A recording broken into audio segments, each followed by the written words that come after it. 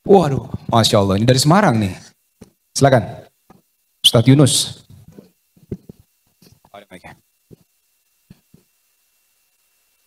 Bismillahirrahmanirrahim. Assalamualaikum warahmatullahi wabarakatuh. Assalamualaikum warahmatullahi wabarakatuh. Afwan Ustadz, dalam tadi kajian yang disampaikan, diterangkan bahwa roh itu ditiupkan ya ketika janin atau bayi itu berusia 4 bulan. Lalu bagaimana dengan suara jantung yang sudah terdengar pada saat usia baru 1 bulan? Apakah ini sama dengan yang disampaikan atau berbeda? Demikian Ustaz, atas jawabannya jazakallahu khair. Assalamualaikum warahmatullahi wabarakatuh. Waalaikumsalam warahmatullahi wabarakatuh. Suara jantung, jantung itu bagian dari organ yang terbentuk dari organ fisik manusia yang berproses sejak mulai masa pembentukan di dalam rahim. Jadi ketika berbentuk janin, kemudian berproses di dalamnya, maka mulai terbentuk bagian-bagian tubuhnya itu yang membentuk mudghah. Ya, kalau dia belum masuk kepada tahap mudghah, baru bagian-bagian kecil saja. Kemudian tersambung membentuk bagian daging keratan, kecil keratan yang diistilahkan dalam hadis mudghah dengan juga penjelasan dari fase kedokteran. Jadi semua organ tadi fungsinya berbentuk organ fisikal. Baru secara fisik saja. Tapi dia menjadi bentuk kehidupan yang real, sumber kehidupan yang real ketika masuk rohnya. Jadi kalaupun ada organ misalnya mulai rasa fungsinya, ini mulai ada nih kelihatan nih jantung, kelihatan ini, itu pengecekan fisikal saja secara organik. Tapi dia belum berfungsi sebagai delik kehidupan. Gitu. Jadi yang dibicarakan di sini roh itu adalah bagian pokok dari sumber kehidupan manusia yang menjadikan fungsi fisikal kita bisa bergerak dan berkehidupan. Jadi walaupun kemudian secara organik itu telah mulai terlihat, terasakan, terdeteksi, tapi fungsi kehidupannya belum ada sebelum masuk kepada fase 4 bulan. Dan secara fikih ini akan sangat menentukan. Apa yang menjadi menentukan? Karena nanti ada tindakan-tindakan yang secara fikih sangat ketat. Misalnya ada kondisi dalam kehamilan kalau di bawah 4 bulan ada resiko begini, bagaimana? Apakah boleh misalnya diberikan sebuah tindakan yang berkonsekuensi melahirkan misalnya ini tidak selamat atau memilih antara ibu dengan anaknya, wallahu a'lam bishawab dan waliyadzubillah. Nah itu antara 4 bulan dengan di bawah 4 bulan bisa berbeda pandangannya. Ya, tapi secara pertanyaan saya kira esensinya itu terjawab ya. Allahu ta'ala a'lam bishawab. Silakan. Ya, baik, terima kasih Ustadz. Yang dari perempuan silakan, ada yang ingin bertanya. Assalamualaikum warahmatullahi wabarakatuh. Assalamualaikum warahmatullahi wabarakatuh. Ustadz, saya mau tanya tapi mungkin tidak sesuai dengan topik yang tadi dibahas. Baik. Ustadz, kalau ada anak laki-laki yang setiap kali mengajukan calon ke ibunya, calon istri ke ibunya tidak pernah direstui, dan itu kejadiannya berulang, tidak hanya dengan satu, maksudnya tidak dengan satu perempuan saja gitu loh Ustadz. Calon A tidak direstui, kemudian mengajukan calon B tidak direstui, yang C juga tidak direstui, tidak kunjung direstui. Kemudian apakah lebih baik si anak laki-laki ini memilih lajang seumur hidupnya karena tidak pernah direstui sama ibunya, atau menikah tanpa restu ibunya sampai menunggu ibunya merestui dengan berharap ibunya lulus suatu saat nanti gitu Ustadz. Terima kasih Ustadz. Assalamualaikum warahmatullahi wabarakatuh. Waalaikumsalam warahmatullahi wabarakatuh. Saya kira ini masalah teknis saja. Oke, baik. Yang pertama begini, ibu itu dalam konteks kehidupan kita berada di atas segalanya. Berada di atas segalanya. Karena tidak ada satupun perbuatan anak yang bisa membalas perjuangan ibu mewujudkan anak itu terlahir, tumbuh, berkembang, dan dewasa. Gak ada apapun yang bisa dinilai. Ya, jangan bandingkan pemberian Anda yang mewah bisa membalas baktinya ibu, nggak bisa. Nggak bisa.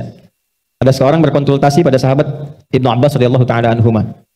Dia datang membawa satu kebanggaan. Saya telah merawat ibu saya sampai beliau meninggal. Seperti beliau merawat saya sejak kecil. Saya sempurnakan perawatannya persis seperti beliau merawat saya sejak kecil. Alhamdulillah katanya. Saya telah membalas jasa ibu saya yang merawat saya dari kecil. Kata Ibnu Abbas, jawabannya apa? Sampai kapanpun engkau tidak akan mampu membalasnya. Karena ibumu merawat engkau supaya engkau hidup, sedangkan engkau merawatnya mengantarkan ia wafat. Ibumu merawatmu supaya engkau hidup, sedangkan engkau merawatnya hanya untuk mengantarkannya pada kematian.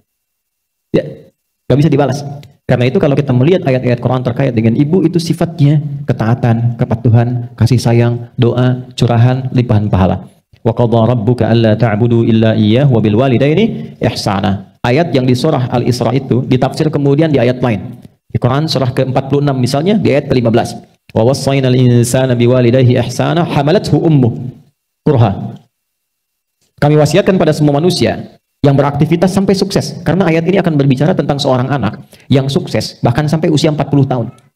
Kata Allah, ketika kamu sukses, Yang harus kamu sayangi dan bagi kesuksesan itu pertama kali, ternyata yang disebut ibunya dulu. Ibunya. Bahkan kata Quran begini, maaf ya kalau bahasa bebasnya begini, barangkali engkau mengira kesuksesan itu engkau yang capai, tapi boleh jadi sahammu di situ cuma 30%. Ibumu yang menangis di setiap kesempatan malam memohon kepada Allah supaya engkau mendapatkan kesuksesan. Ayahmu yang serabutan bekerja, mencangkul, keriput, kerut telinga dan sebagainya supaya engkau sukses di kemudian hari. Karena itu, ketika seseorang sukses, bahkan dari syukur pertama kali di kalimatnya sebelum berbagi hartanya, itu diikutkan orang tuanya. Qala rabbi auzi'ni an ashkura ni'mataka allati an'amta 'alayya wa 'ala walidayya wa an a'mala salihan tardah. Ya Allah, bimbing hamba untuk mensyukuri semua nikmat yang engkau titipkan kepada hamba saat ini. Anda sukses punya rumah bagus, mewah, kendaraan baik, tampilan hidup enak. Berdoa ke Allah pengen syukur, diajarkan oleh Allah, ya Allah, bimbing hamba mensyukuri semua nikmat yang kau titipkan ini dan kepada kedua orang tua hamba. Maksudnya apa? Bimbing hamba supaya bisa membagi kebahagiaan ini untuk orang tua hamba yang mengarahkan hamba jadi seperti ini. Makanya ketika muncul ayat infak, Quran surah kedua ayat 215, ya, itu yang pertama kali dibagi itu orang tua dulu. Yas'alunaka madza yunfiqun qul ma anfaqtum min khairin falil walidain. Orang tua dulu. Jadi kalau teman-teman dapat honor dari kegiatan, dapat gaji, itu adabnya datang ke orang tua. Ibu, Mama terima kasih doanya. Ini aku terakhir, alhamdulillah. Yang Mama doakan itu berhasil. Mama, ini ada sedikit. Mah, yuk kita pergi umrah. Mah, begini. Pah, begini. Kalaupun sudah meninggal, Anda bersedekah atas namanya. Itu indahnya. Saya ingin terangkan dulu bagaimana ibu diposisikan secara terhormat oleh Al-Quran. Jadi jangan dipertentangkan dengan bagian keinginan anak yang seakan-akan nanti jadi pertentangan. Baru kita tarik kemudian kepada teknik tadi secara adab. Ada anak mengajukan ditolak, anak mengajukan ditolak dan sebagainya. Maka apa yang harus dilakukan? Pertama mulai dari anaknya, jangan mulai dari calonnya. Quran surah 16 ayat 125. Mana tulisannya hilang? Balik. Papan tulis boleh asal jangan hati yang kebalik ya. Quran surah 6 ayat 125. Baik, ini ayatnya dulu. Nanti saya ceritakan kisah indah di balik ini. Ud'u ila sabili rabbika bil hikmati wal mau'izatil hasanati wajadilhum billati hiya ahsan. Jika ada orang yang belum mengerti dengan kita atau bahkan belum paham dengan petunjuk Allah, apalagi kalau itu misalnya dihadapkan dengan keluarga, apalagi orang tua, maka yang pertama, ud'u ila sabili rabbika bil hikmah, terangkan dengan cara yang bijak. Apa itu hikmah? Apa itu hikmah? Gambarannya begini. Saya mau tarik ke dalam dunia dialog dulu ya dengan orang tua. Teman-teman, dialog itu begini, ada lisan ke lisan, ada lisan ke pikiran, ada lisan ke hati. Kalau lisan ke pikiran, jadinya diskusi. Tapi kalau lisan ke hati, jadinya perasaan. Maka kalau ada orang yang merasakan terlampau dalam, maka masuknya jangan pakai pikiran, masuknya menggunakan perasaannya lagi. Karena hati hanya akan menerima bahasa hati. Sentuh ia tepat di hatimu, maka ia akan jadi kayak kurang lebih begitulah. Baik. Jadi ibu itu sikap rasanya begitu tinggi karena itu disebut umun. Ibu itu luar biasa, apalagi kepada anak. Dan biasanya rasa itu cinta dan perlindungan. Saking cintanya, kadang udah tahu anaknya mau ke pesantren, udah daftar, udah diterima, sehari mau nganterin, pikir-pikir dulu ya. Di jalan masih nangis, nyampe sana masih mau nginep nemenin sepekan. Karena ada rasa itu. Itu normal. Makanya ketika ada seorang ibu tadi, misal tidak meridhai, jangan dipahami sebagai tidak meridhai dulu. Dipahaminya sebagai boleh jadi ada pertimbangan lain, sebagai nilai kasih sayang yang ingin disampaikan kepada anak sehingga anak mendapatkan bagian-bagian kebaikan itu. Maka cara masuknya sentuh perasaan yang sedang merasakan itu. Pertama datang, Ma, terima kasih mendidik, merawat sampai hari ini. Aku telah mendapatkan apa yang bisa aku raih. Semoga senantiasa Mama sehat, diberikan kebaikan, diberikan pahala. Dan mohon maaf, sampai hari ini belum bisa membalas kebaikan-kebaikan. Mohon bisa dibimbing, Mah, supaya bisa lebih baik membahagiakan Mama. Ya insya Allah, nah itu mulai cair tuh. Anakku mulai dipeluk, mulai nangis, kadang mulai gini. Ya, Mah, rasanya kalau aku punya partner, itu akan lebih sempurna lagi membahagiakan Mama. Kadang-kadang kalau pergi sendirian, aku suka pikirin siapa yang nemenin Mama. Kadang-kadang pekerjaan nggak tuntas karena memikirkan bisa membahagiakan nggak. Aku punya rencana. Kalau boleh Mama ajarkan, bimbing, tunjukkan. Atau barangkali kalau aku punya pertimbangan begini, dengan keinginan untuk membuat Mama bahagia, berbakti, membahagiakan, menemani. Boleh Mah berikan ridhonya. Ada rencana seperti ini. Itu tidak akan seperti respon yang pertama. Mah aku mau nikah Mah, tolong ya ridhonya. Pasti akan beda. Karena masuknya sudah dalam sifat yang lembut dulu. Dalam bahasa psikologi disebut IF, Einfühlung, faktor peraksa yang sangat tinggi. Bedanya laki-laki dengan perempuan. Laki-laki itu di pikirannya lebih cepat, karena itu cepat lupa tentang sesuatu. Perempuan di hati, Einfühlungnya tinggi, karena itu merasakannya dalam. Kalau antum punya masalah sekarang, kemudian diskusi, ribut, itu rekening listrik 20 tahun yang lalu diingat kembali. Maaf. Ke bawah. Sama, Anda mengajukan langsung, tidak pada pokoknya, dan tidak mengerti suasana orang tua, ibu maksudnya di sini atau ayah, itu nanti kejadian lalu akan diungkit lagi. Mama yang kandung kamu, apa nggak lihat begini? Mama kan tahu kamu begini. Nah, muncul lagi semua.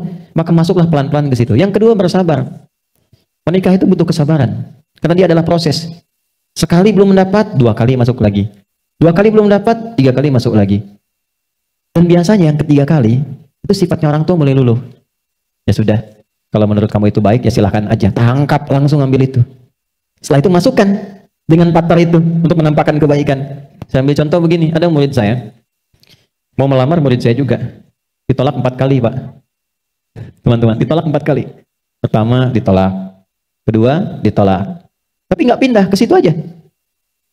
Yang ketiga dia pelajari.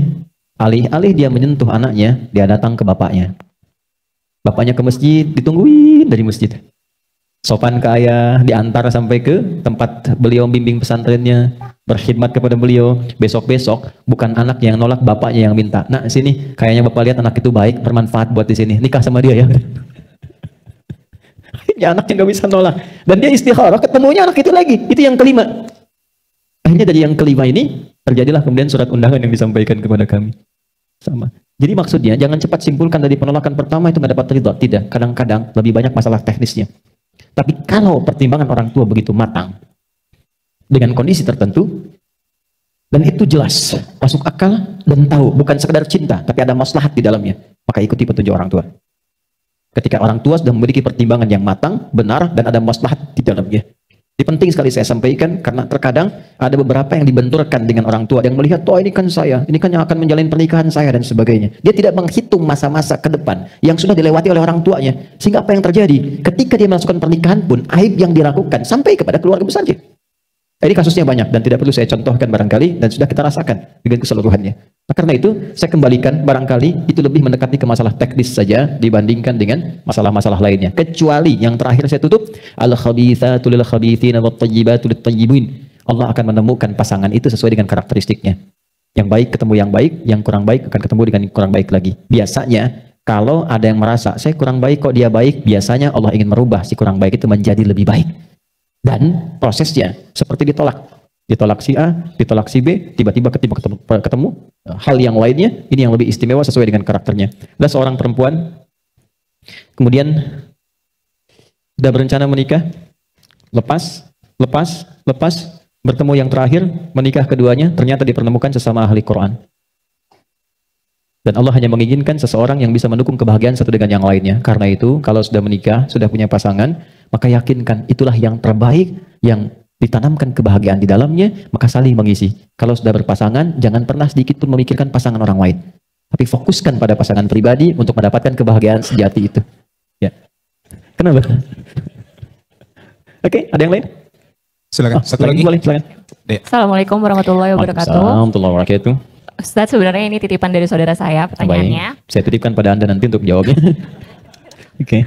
Jadi saudara saya ini mertuanya dulu merawat bayi laki-laki yang diterlantarkan di depan rumahnya. Sedangkan mertuanya waktu itu sudah punya 2 orang anak.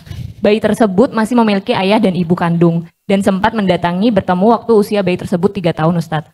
Tapi orang tuanya tidak mau. Dan sekarang bayi laki-laki itu sudah besar, sudah SMA. Tapi karena dulu dimanja, jadi tidak bisa mandiri dan sulit sekali diatur. Sedangkan mertuanya juga pas-pasan hidupnya. Pertanyaannya, bagaimana hukumnya merawat anak laki-laki yang masih ada ayah dan ibu kandungnya jika tinggal di rumah saudara saya yang memiliki anak perempuan? Baik. Dan kedua, apakah mertuanya mendapatkan pahala dan dosa dari anak tersebut? Terima kasih Ustaz. Baik. Yang pertama, posisikan semua apa yang kita alami sebagai ujian dari Allah Subhanahu wa taala. Itu dulu. Di balik ujian itu ada 2 hal yang sangat mahal. Yang pertama, melatih karakteristik kita untuk lebih baik. Biasanya setiap menemukan kesulitan, effortnya kan lebih kuat ya. Terus di balik effort itu ada kreativitas. Makanya kalau di Jepang, di Eropa dan sebagainya, di perusahaan itu bahkan sering bikin kasus sendiri. Supaya dengan studi kasus itu memunculkan kreativitas yang lebih tinggi. Dengan pendekatan itu, dibawa ke psikologi kehidupan. Jadi apapun yang kita alami dalam kehidupan, tidak mungkin kita mendapatinya kalau Allah nggak tetapkan. Ingat itu. Ma asaba min musibatin fil ardi wala fi anfusikum illa fi kitabin min qabli an nabra'aha. Jadi apapun yang kita alami itu sudah pilihan Allah untuk kita jalani. Itu dulu. Terima dulu dengan sabar. Di balik itu ada hikmah. Nanti hikmah itu di ujung akhirnya baru kita tahu, oh ternyata ini maksudnya. Oh ternyata ini arahnya. Nabi Muhammad SAW ketika beliau mengadopsi Zaid sebagai putranya pada masa itu, maka turun ayat. Ya, maka turun ayat. Ayat itu melepaskan nasab Zaid kepada Rasulullah SAW dan mengembalikan nasabnya kepada ayahnya. Ternyata ketika turun ayat itu menjadi tuntunan adopsi. Bagaimana cara mengadopsi seseorang? Ya, maka ada aturannya. Apa di antara aturan itu? Misal, yang pertama, kalaupun merawat seorang anak, dalam istilah sekarang adopsi misalnya, dan masih ada orang tuanya, maka tidak kemudian boleh dinasabkan anak itu kepada orang tua yang mengadopsinya, tapi tetap dinasabkan kepada orang tua asalnya. Satu, dari segi nasab. Misal, saya mengadopsi seorang anak namanya Ahmad. Nggak bisa dikatakan Ahmad bin Adi. Atau perempuan saya adopsi misalnya namanya Fatimah. Saya tidak katakan Fatimah binti Adi, tidak. Tetap kepada orang tua asalnya. Itu kaidah pertama. Yang kedua, kalau orang tuanya masih hidup, tidak dilakukan kecuali atas persetujuan atau izin kedua orang tuanya. Dengan kondisi-kondisi tertentu. Misal, tadi karena keterbatasan ekonomi, karena kesulitan dan sebagainya, atau karena ada kondisi-kondisi tertentu yang menyulitkan ia dirawat oleh orang tua aslinya. Maka kemudian dititipkan, tapi harus ada seizin dari orang tuanya. Baik ya? Sehingga tidak menghadirkan fitnah di masa depan. Dua. Yang ketiga, menjaga hukum-hukum syariat. Apa diantaranya? Contoh, hubungan anak itu tadi disebutkan laki-laki. Kemudian di dalamnya, di tempat dia tinggal ada perempuan. Tentu bukan mahram. Ya. Tapi status anak itu, apakah dia sudah balik atau belum? Kalau anak itu belum balik, maka aksesnya bisa lebih luas. Tidak ada masalah. Bahkan bisa jadi anak sepersusuan. Dengan catatan misalnya, si ibu tempat dia tinggal tadi, sempat memberikan bagian dari ASI misalnya, nah, lalu lantas bisa terminum oleh anak itu. Ada yang mengatakan 3 tetesan, ada yang mengatakan asal dia bisa mendapatinya sudah mahram biradha'ah. Jadi di situ walaupun laki-laki bisa nanti menyentuh ibunya, bisa salaman dengan saudari sepersusuannya. Kecuali batas-batas tertentu yang memang harus ditutup. Tapi kalau dia tak sempat melakukan itu atau sudah dewasa, maka batas syariatnya itu dibatasi. Seperti orang lain yang bertamu di rumah, sekalipun itu anak adopsi. Misal, kalau keluar dari ruangan bertemu, hijab dipakai untuk perempuan. Ya, dia tidak punya akses ke tempat-tempat yang memang khusus di situ, misalnya ada aurat yang terbuka. Kalau ini kemudian diterapkan dalam kehidupan seperti kasus tadi, maka tidak menjadi masalah. Dia kemudian dirawat, dijaga, tapi persoalannya ketika menerima itu untuk dirawat dan diadopsi, maka melekatlah tanggung jawab di dalamnya. Apa di antara tanggung jawabnya? Mendekatkan ia kepada Allah, merawat dia dengan baik, memberikan kebutuhan pokoknya, mengarahkan dia mendapatkan pembinaan dan pendidikan yang baik. Apa hasil yang didapatkan kalau bisa mengerjakan ini? Maka, maaf, ini kaidah sangat penting dalam Al-Quran. Orang-orang yang mampu merawat orang lain, walaupun bukan dari rahim atau keluarga asli ya, maka Allah akan menjaga anak-anaknya di kemudian hari untuk dirawat oleh siapapun sepeninggalnya. Inilah sebabnya diantaranya kita didorong untuk merawat anak yatim, du'afa dan sebagainya. Feedbacknya apa? Satu saat, ketika kita meninggalkan anak-anak di kemudian hari, anak itu yang akan diperkenankan dirawat oleh Allah melalui orang-orang lain, hamba-hamba pilihannya. Jadi saya ingin katakan, bagi saya tidak ada persoalan di dalam apa yang ditanyakan tadi. Kalau memang diputuskan ingin merawat, jaga hukum-hukum tadi, tidak ada dosa di dalamnya. Tapi kalau sekiranya keberatan untuk merawat itu, maka solusinya adalah yang pertama, datangi secara bijak kepada kedua orang tuanya. Mungkin kalau lebih ringan bisa dibantu misalnya pembiayaannya sehingga tidak merasakan kesulitan di situ, atau dihubungkan kepada teman-teman yang bisa membantu suasana merawat anak itu.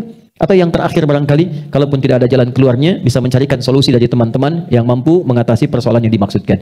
Jadi kalau saya lebih melihat menjaga nilai hukumnya. Apa hukumnya tadi? Dia tidak berdosa sepanjang menjaga nilai-nilai yang tadi disebutkan. Saya kira itu ya. Wallahu ta'ala alam bisawab. Dan yang terakhir, saya ingatkan sebelum saya tutup jawaban tadi, mohon kepada yang mengadopsi pun mesti hati-hati. Hati-hati dalam 2 hal.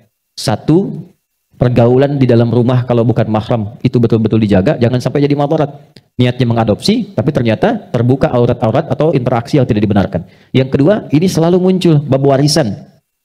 Bab warisan ini penting untuk disampaikan dari awal, karena anak angkat itu tidak mendapatkan bagian warisan.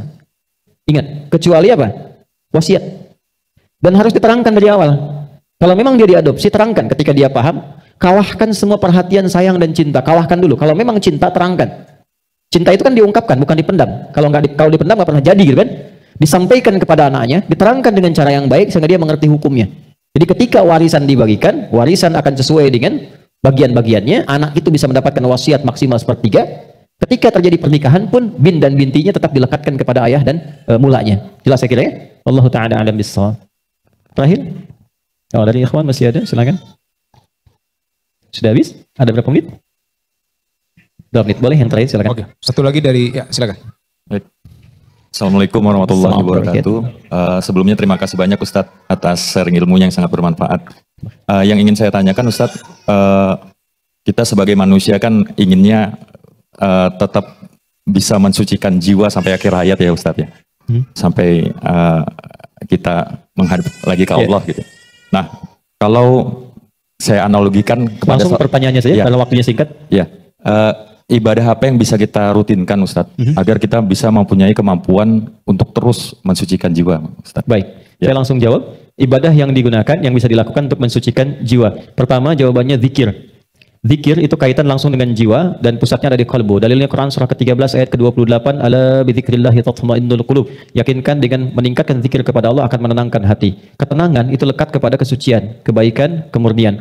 Karena itu, orang-orang yang bersuci, bertaharah, itu ujungnya adalah ketenangan. Dan puncak semua ibadah itu adalah zikir. Salat disebut dengan zikir. Quran surah ke-20 ayat 14, wa aqimis salata lidzikri. Doa puncaknya zikir. Quran surah ke-7 ayat 205, wa ud'u rabbakum ketika wa udhkur, ya, sebut nama Rabbu wadhkur rabbaka fi nafsika tadarruan wa khifatan wa duna jahri minal qaul. Kemudian bacaan setelah salat disebut dengan zikir. Subhanallah, alhamdulillah, Allahu akbar. Quran surah ke-4 ayat 103, fa idza qadaytumus salata fadhkurullah. Baca Quran disebut dengan zikir. Quran surah ke-15 ayat ke-9, inna nahnu nazzalna dzikra wa inna lahu lahafizun. Jadi kalau Anda misalnya menginginkan amalan-amalan spesifik, silahkan dipilih di antara itu. Ya, saya sarankan ada satu amalan yang kalau Anda kerjakan itu cepat pengaruhnya kepada hati, baik mensucikan ataupun membimbing kita pada kebaikan. Amalannya disebut istighfar. Waktunya dilakukan menjelang subuh. Ya, jadi kalau misalnya habis tahajud, sekarang subuh jam 4:06 misalnya. Ya, Anda tahajud 5 menit, 15 menit sebelum subuh. Jam 4 kurang seperempat lah misalnya. 4 kurang seperempat atau 4 kurang 10, Anda tahajud dari setengah 4, selesai 4 kurang 10, maka di situ diisi dengan istighfar. Waktu singkat menjelang fajar itu disebut dengan sahar namanya. Nah, waktu ini sangat dicintai oleh Allah. Kalau ada orang istighfar di waktu itu, maka Allah akan merespon langsung dengan menghapuskan semua keburukannya, membuat keadaan dirinya bersih dan dekat dengan Allah. Itu ada di Quran surah ke-51 ayat 18. Wabil ashari hum yastaghfirun. Ada di waktu sahar orang yang sangat memperbanyak istighfar kepada Allah. Itu akan digolongkan dengan 4 golongan utama yang lain. Ahli istighfar di waktu sahar itu disamakan dengan 4 golongan lain di Quran surah ketiga ayat ke-17. As-sabirina was-sadiqina wal-qanitina wal-munfiqina wal-mustaghfirina bil ashar. Nanti ciri keberhasilan Anda istighfar itu, pertama, Anda khusyuk dalam ibadah. Yang kedua, senang berbagi. Yang ketiga, Anda sabar dalam berkehidupan. Ya, kemudian yang keempatnya tadi lekat dengan amal saleh. Saya kira memulai dengan satu amalan itu saja, istighfar sebelum subuh. Ya, kurang lebih 15 menit sebelum fajar. Wallahu ta'ala a'lam bissawab. Saya kira cukup ya. Ya, Ustaz. Akhir. Afwan ya, saya jawab terpisah atau terakhir satu saja singkat dan padat karena dari tadi angkat tangan. Ya, silakan. Assalamualaikum warahmatullahi Assalamualaikum wabarakatuh. warahmatullahi wabarakatuh. Nama saya Ian. Actually, I'm a mu'alaf Alhamdulillah. since 2016, and then currently, trying to do my best for the mu'alaf center. Pertanyaan untuk mu'alaf, Pak. Ya. Izin. Kenapa jadi mu'alaf itu tidak ada dosa? Itu saja saya. Baik. Pertama, saya turut mendoakan. I pray to Allah Subhanahu wa taala, may Allah bless you all of your time until you coming back to Allah Subhanahu wa taala, and also for all of us. Saya bermohon semoga Allah senantiasa membimbing, merahmati Anda dan kita semua sampai kita kembali pada Allah Subhanahu wa taala. Yang kedua, singkat saja pertanyaannya. Kenapa seorang mu'alaf itu ketika memutuskan masuk Islam tidak dianggap semua dosanya atau digugurkan seluruh kesalahan dan dosa-dosanya? Sederhana. Karena kalimat asyhadu an la ilaha illallah wa asyhadu anna Muhammadar Rasulullah yang diucapkan oleh orang yang belum beriman dan memasuki pintu gerbang iman, maka kalimat itu sekaligus membuka lembaran baru dan menghapuskan semua yang telah berlalu. Dan akan dihitung semua hisab itu setelah mengucapkan kalimat asyhadu an la ilaha illallah itu, wa asyhadu anna Muhammadar Rasulullah. Saking tingginya kalimat itu di hadapan Allah, maka yang pertama, kalimat itu bisa menggugurkan semua dosa-dosa dan belum dihitung sebetulnya dalam kalkulasi dosa. Dihitungnya sebagai kesalahan dalam kemusyrikan total. Jadi nggak ada hitungan pahala, nggak ada hitungan dosa karena semua kegiatannya nggak ada nilainya di sisi Allah. Di kalimat syahadat yang diucapkan menjadikan hidup dia lebih bernilai, baru memiliki nilai di hadapan Allah. Karena dia baru punya nilai, yang lainnya nggak dianggap, maka semua kosong. Ketika itulah, ketika kalimat diucapkan asyhadu an la ilaha illallah wa asyhadu anna muhammadar rasulullah, dianggap kosong, jadilah kertas putih yang mulai diisi dalam berkehidupan. Maka semua amal Anda ketika masuk Islam akan mulai dihitung ketika mengucapkan asyhadu an la ilaha illallah wa asyhadu anna muhammadar rasulullah, seakan lembaran baru yang menutup semua yang lainnya. Jelas ya?